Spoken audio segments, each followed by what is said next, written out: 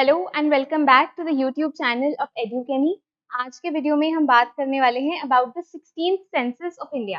तो recently ministry of home affairs ने announce किया that India will conclude the counting of its next census by March 1, 2027। इससे पहले हमारा जो सेंसस था वो हुआ था इन द ईयर 2011। उसके बाद the next census was scheduled for the year 2020-21, लेकिन उस टाइम पे कोविड-19 पैंडेमिक था तो सेंसस एक्सरसाइज डिले हुई और उसके बाद अब गवर्नमेंट ने अनाउंस किया है कि हमारा पॉपुलेशन सेंसस कंक्लूड हो जाएगा बाय मार्च 1, 2027। अब ये सेंसस होता क्या है? तो census is a systematic process of collecting, compiling, analysing, publishing the statistical data related to the population of a country. अब इस सेंसस करने के दो फायदे हैं। फर्स्ट, सेंसस से हमें पता चलता है about the characteristics of our population. हमारी पॉपुलेशन की डेमोग्राफिक, इकोनॉमिक, सोशल कैरेक्टरिस्टिक्स कैसी हैं, वो सारी इंफॉर्मेशन हमें मिलती है सेंसस से। देन सेकंड जो बेनिफिट है सेंसस करने का, जब हमें ये सारी इंफॉर्मेशन मिल जाती है, ये बनती है crucial information for the government. ये सारी इंफॉर्मेशन गवर्नमेंट यूज करके करती है प्लानिंग, गवर्नमेंट करती है रिसोर्स एलोकेशन एंड ये सारी इंफॉर्मेशन पॉलिसी मेकिंग के लिए भी बहुत यूजफुल है। तो ये फायदे हैं सेंसस करने के। A census is conducted every 10 years. एक decennial exercise है and it is conducted under the supervision of Registrar General and Census Commissioner of India. Census की legal and constitutional backing देखते हैं. It is backed by the Census Act of 1948 and Census Rules of 1990. साथ ही जो हमारा 7th schedule है जिसमें 3 list है, union list, state list and concurrent list, तो census falls under the union list of the 7th schedule. अब जो हमारे ये 16th सेंसस होने वाला है, इसके बारे में जानने से पहले इंडिया की हिस्ट्री देखते हैं विद सेंसस। तो 1872 में हुआ first modern census by Lord Mayo. It was the first systematic census. Systematic census मतलब एक सिस्टमैटिक अप्रोच फॉलो की गई थी, एक मेथोडिकल अप्रोच फॉलो की गई थी इन डेटा कलेक्शन, दो इट वाज नॉट सिंक्रोनाइज्ड। तो 1872 का सेंसस सिस्टमैटिक तो था बट सिंक्रोनाइज्ड नहीं था। सिंक्रोनाइज्ड नहीं था इसका मतलब कि सेंसस का जो डेटा कलेक्शन था it was not done at the same time across the country. But 1881 का जो सेंसस हुआ that was the first synchronised census. So 1881 first synchronised census encompassing the entire country. उसके बाद हर 10 साल बाद सेंसस की एक्सरसाइज चलती रही। फिर 1947 में हमें इंडिपेंडेंस मिला। देन 1951 में हुआ first post independence census of India और उसके बाद भी सेंसस हर 10 साल बाद होता रहा। उसके बाद लेटेस्ट सेंसस जो इंडिया में हुआ था वो हुआ था इन द ईयर 2011। उसके बाद 2020-21 के लिए शेड्यूल्ड था सेंसस होना बट पैंडेमिक की वजह से डिले हुआ एंड नाउ अब जो सेंसस होगा वो होगा 16th in series and it will be the 8th census since independence. तो अब इस 16th सेंसस के कुछ यूनिक फीचर्स देखते हैं। The first is it is going to be the first digital census of India. तो इससे पहले इंडिया में सेंसस पेपर बेस्ड फॉर्मेट में होता था। जो एन्यूमरेटर्स होते थे वो घर घर जाते थे एक क्वेश्चनएयर लेके और पेपर बेस्ड फॉर्मेट में सारी इंफॉर्मेशन कलेक्ट करते थे। But this time census will be done digitally, data will be collected through a mobile app और इसके लिए 30 लाख एन्यूमरेटर्स को डिजिटली ट्रेन किया जा रहा है। The next unique feature is that ये census first caste based census होने वाला है since the independence of India. तो इस बार हम कास्ट डेटा भी कलेक्ट करेंगे। अब ये कास्ट डेटा कब कलेक्ट करेंगे? तो सेंसस 2 फेज एन्यूमरेशन में होता है। The first one is house listing exercise. House listing में हम ऐसा डेटा कलेक्ट करते हैं कि कैसी बिल्डिंग्स हैं, किस टाइप की हैं, फिर अमेनिटीज क्या हैं, क्या एसेट्स हैं। हाउस लिस्टिंग एक्सरसाइज में ये सब चीजें कलेक्ट होती, ये सब इंफॉर्मेशन कलेक्ट होती है। फेज 2 होता है पॉपुलेशन एन्यूमरेशन। पॉपुलेशन एन्यूमरेशन में we collect information on individual resident, उसकी age, marital status, mother tongue, ऐसी इंफॉर्मेशन कलेक्ट की जाती है। तो जब ये पॉपुलेशन एन्यूमरेशन वाला फेज चल रहा होगा इसी के साथ हम कलेक्ट करेंगे हमारा caste data. So this is going to be the first caste based census in independent India.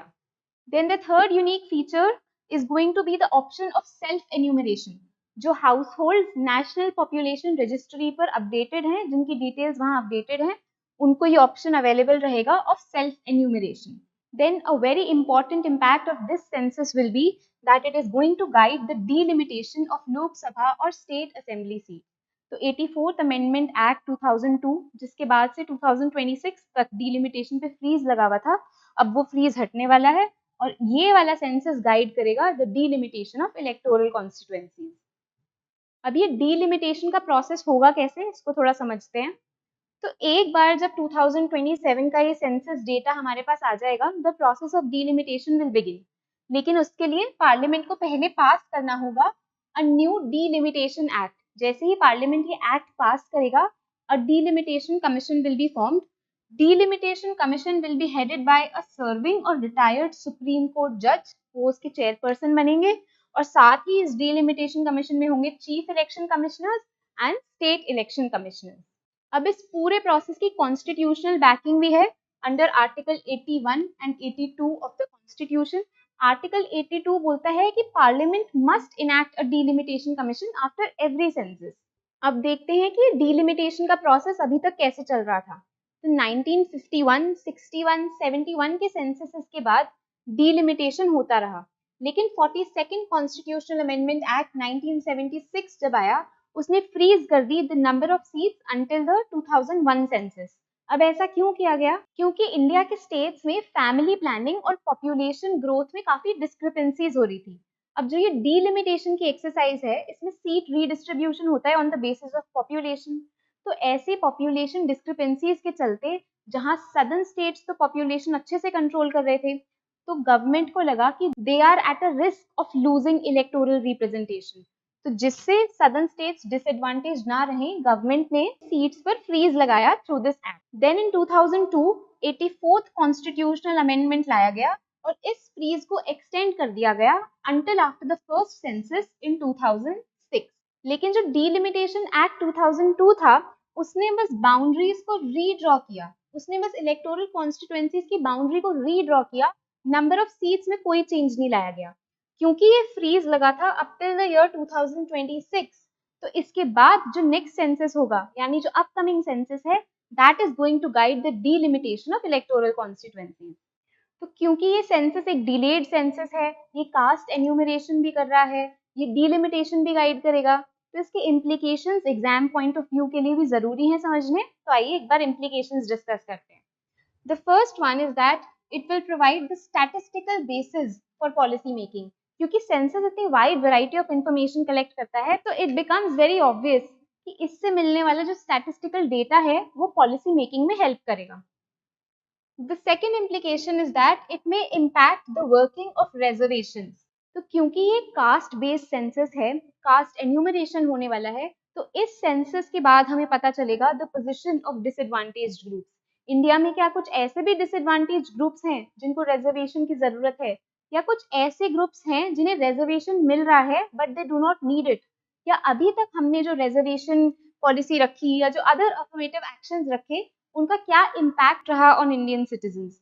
तो ये सारी चीजें हमें पता लगने वाली हैं जब ये सेंसस का डेटा एक बार बाहर आ जाएगा। Then the third important implication is it will be used for delimitation of Lok Sabha constituencies. This point we have already discussed in detail. The fourth one is the north-south seat imbalance. The north-south seat imbalance, ये वाला जो debate है, ये अभी भी valid है। India में कई ऐसी स्टेट्स हैं जिन्होंने पॉपुलेशन कंट्रोल उतना अच्छे से नहीं किया है, so the southern states are still at the risk of losing electoral representation. Then the last point, जो Women Reservation Act आया था of 2023, that will also come into effect once this delimitation exercise is done. So this was all about the 16th census of India. Do let us know what you think about this whole issue. If you found this video helpful, like it, share it with your friends, and stay tuned with EduChemy for more such content.